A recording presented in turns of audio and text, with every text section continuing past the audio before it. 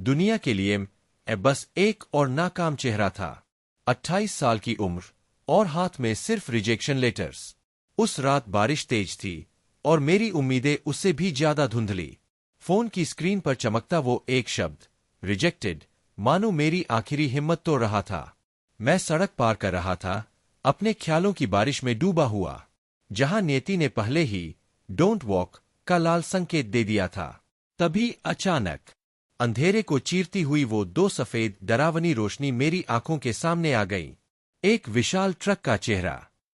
वक्त मानो वहीं ठहर गया। कांच के टुकड़े और बारिश की बूंदें हवा में तैरने लगीं। हेडलाइट्स की चमक मेरी आंखों में मौत का प्रतिबिंब बनकर चमक रही थी। गीली सड़क पर पड़े मेरे चेहरे से एक आखिरी आंसू टपका। आंखें धुंधली हो रही थीं, पर मन में एक अजीब सी शांति थी। चलो, इस बेकार जिंदगी का बोझ तो उतरा, यही मेरा आखिरी ख्याल था। लेकिन अंधेरा टिक नहीं पाया। जब मैंने आंखें खोली, मैं एक आलीशान पालने में था। मैं एक छोटा सा नन्हा सा बच्चा बन चुका था।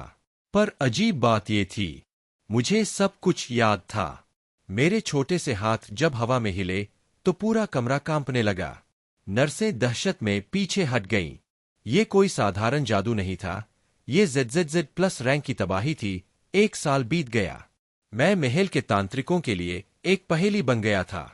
जहां दूसरे बच्चे चलना सीखते हैं, मैं हवा में तैरना सीख चुका था। एक दिन मां के साथ महल के बगीचे में मैंने सिर्फ एक हल्की सी मुस्क दी और पूरा तालाब हवा में उठ गया। मेरे पिता, जो साम्राज्य के राजा थे, उनकी आंखों में गर्व और डर दोनों था। उन्हें समझ नहीं आ रहा था कि एक वरदान हूं या कोई अभिशाप महल की दीवारों के पीछे भीखता रहा था। उस रात शैडो एसेसिन्स ने हमला किया। वो मुझे मारने आए थे।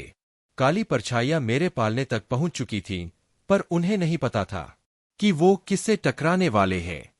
मैंने अपनी आंखें खोली और पूरा कमरा उस ZZZ+ रैंक की बेगुनी रोशनी से भर गया। चीखने का मौका भी नहीं मिला उन्हें, वो सब राख में बदल गए।